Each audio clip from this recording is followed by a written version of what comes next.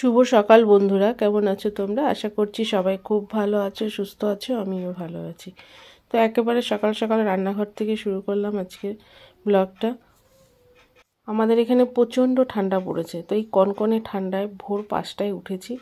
উঠে বাইরের কাজকর্ম সেরে তারপরে এই যে রান্নাঘরে তাড়াহুড়া করে মেয়ের দুধ গরম, শাশুড়ি মার টিফিন, তোমাদের দাদা ভাইয়ের টিফিন সমস্ত কিছু করে তারপরে বেরোতে হয়। আর আমি শীতকালে না সোয়েটার চাদর পরে সেরকমভাবে কোনো কাজ করতে পারি না, তো আমি অবশ্য ডবল ডবল নাইটি পরে নিই।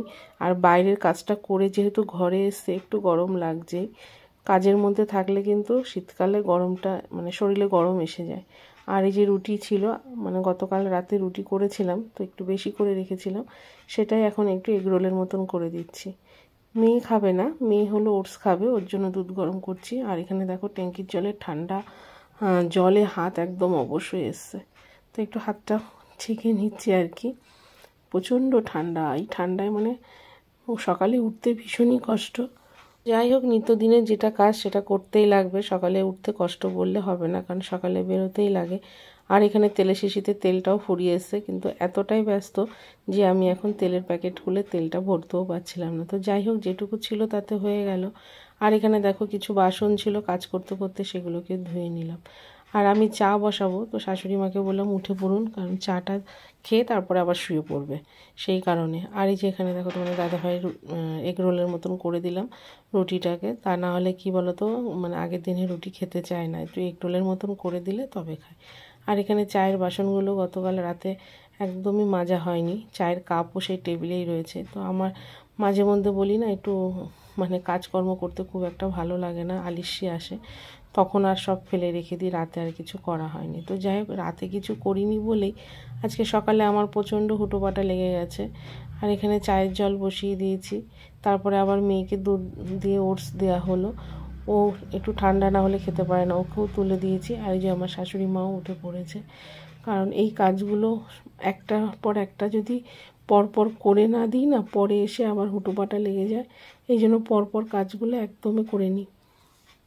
চেষ্টা করি যতটা কাজ গুছিয়ে রাখার, সকালে দিকে কিছুটা কাজ এগিয়ে রাখলে পরে দুপুরের রান্নাটা আমার একটু তাড়াতাড়ি হয়ে যায়, সেই জন্য সকালবেলাটা একটু তাড়াতাড়ি উঠি, আর সেই জন্যেই এত হুটোপাটা লেগে যায়। আর এই চা টিফিন এগুলো যদি করে না রাখি, পরে এসে করতে অনেকটা দেরি হয়ে যায়, বেলা হয়ে যায় খেতে, আর এরা সবাই বসেই থাকবে।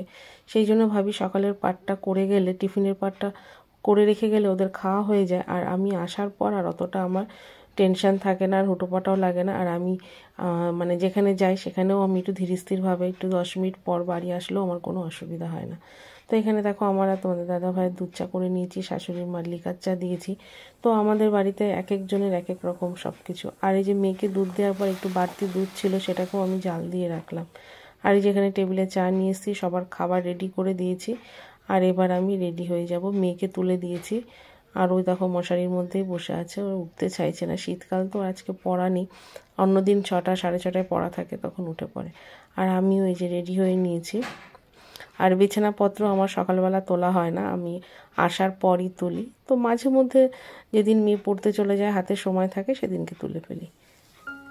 আর এই যে এখানে দুপুরে রান্না করব, আজকে করব হলো বেগুন পোড়া আর ফুলকপি দিয়ে ডিম দিয়ে ঝোল। আর এর আগে একদিন তোমার হলো বেগুন পোড়া করেছিলাম, এত ভালো খেয়েছিল, তো সেই জন্য আজকে 2টো বেগুন ছিল আর টমেটো দিয়ে বেগুন পোড়া করে নেব। আর পেঁয়াজ আলু ভাজা, এটাই হলো মাথার মধ্যে চিন্তা আছে, এই রান্না করব আর কি। দেখি কতটা পারি, তো সেই হিসাবে করা। যদি কোনোটা করতে না পারি তো কেটে রেখেছি সবই, বাতিটা ফ্রিজে রেখে দেবো। আর ডিমের ঝোল করতে গেলে না, আমার মনে হয় যেন ডিমের মধ্যে কিছু একটা না দিলে ভালো লাগে না, নয় সয়াবিন, নয় তোমার হলো ফুলকপি, এইগুলো দিয়ে করলে বেশ ভালো লাগে। তো দেখো এখানে ডিমগুলোকে সব কড়া করে একটু ভেজে নিচ্ছি।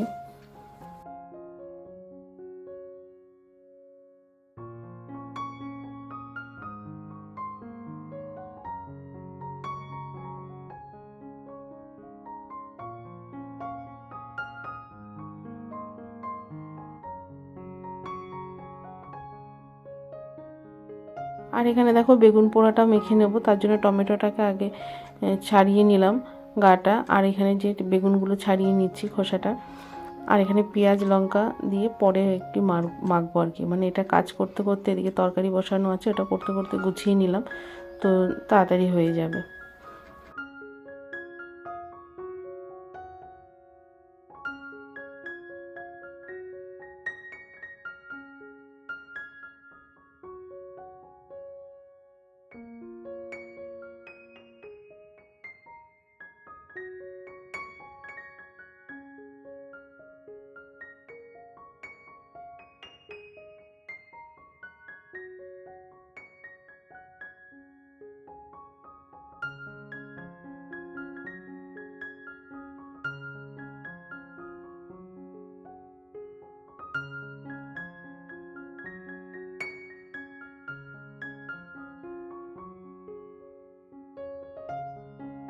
আর এদিকে ডিমের ঝোল বসিয়ে আমি স্নান করতে গেছিলাম তরকারিটা কমিয়ে দিয়ে, কারণ ফুলকপিটা সেদ্ধ হতে একটু টাইম লাগে সেই কারণে। তো স্নান করে চলে এসেছি, এসেই দেখো এখানে তরকারিটাকে নামিয়ে নিলাম, আর মেয়ে ওদিকে পুজো দিয়ে দিচ্ছে।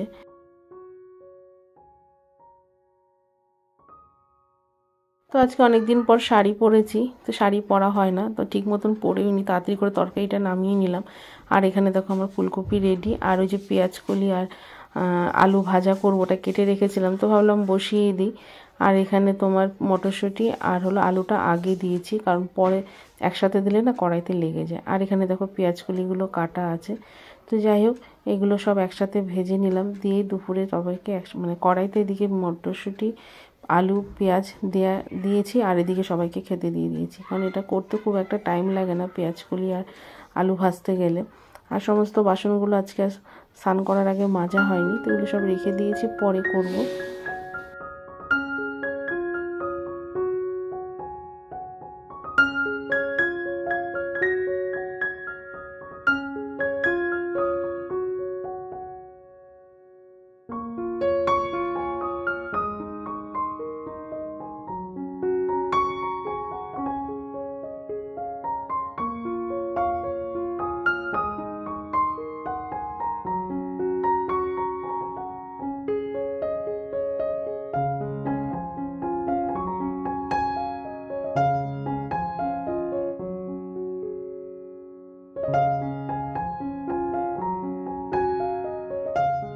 তো আজকে সারাটা দুপুর শুয়েছিলাম, খাওয়া দাওয়া করে শুয়েছি, এই যে এখন উঠলাম। আর এত ঠান্ডা লাগছে আমার, আর গতকাল আমার কোনো কাজকর্ম কিচ্ছু করতে ভালো লাগছিল না, রান্না বান্না কোনো কিছু করতে ইচ্ছা করছিল না, আর এই ঘাড়টা প্রচণ্ড ব্যথা হয়েছে। আমার মাঝে মধ্যে এমন হয়, মানে রান্না থেকে শুরু করে কোনো কাজই করতে ইচ্ছা করে না, মনে হয় যেন কেউ রান্না করে দিলে, ঘরবাড়ি গুছিয়ে দিলে খুব ভালো লাগতো। আর শীতকালটা ভীষণ আমি কুঁড়ে হয়ে যাই। তো যাই হোক, আজকে একটু কাজের চাপ কম ছিল, তো রান্না বান্না করে শুয়েছি। আর এখন বাজে তোমার হলো 9:30। তো এখন খাবারটা গরম করব, রুটি আর করব না, রুটি না করে ভাত আছে, ভাতটা গরম করে সবাইকে খেতে দেবো। মাথাটা কিচ্ছু আসলায়নি, স্নান করে মাথা আসলায়নি। তো চলো একেবারে খাওয়া দাওয়া কমপ্লিট করে তারপরে মাথাটা আঁচড়াবো, একেবারে রাতের চুল বেঁধে নেবো।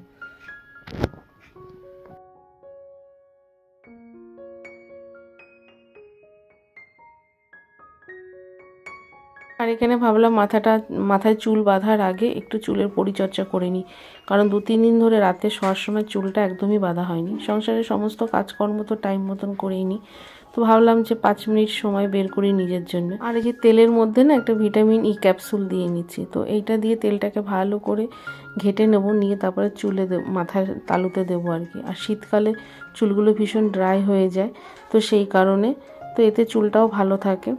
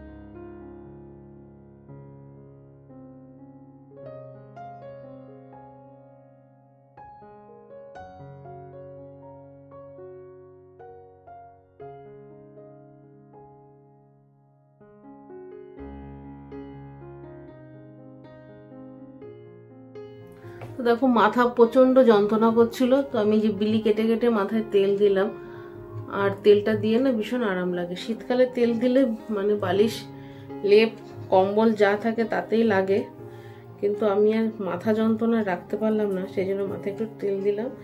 আর তার সঙ্গে একটু ভিটামিন সি ক্যাপসুল ছিল, সেটা তেলের মধ্যে দিয়ে দিলাম আর কি। আর মাথা প্রচণ্ড চুলও উঠছে, আর মাথার চুলের যত্ন করি না, একদম অযত্নে চুলগুলো নষ্ট হয়ে যাচ্ছে। তো যাই হোক, মাথায় তেল দিয়ে একটু আরাম লাগছে। মেয়েকে খেতে দিয়েছি, শাশুড়ি মারও খাওয়া হয়ে গেছে। আজকে রাতে রুটি করে নি বললামই, তোমাদের দাদাভাই আসলে তারপরে একসাথে খেয়ে নেবো। এবার চুলটা টাইট করে দুপাশে দুটো খোপা করে নেবো, মানে বেনি করে খোপা করবো।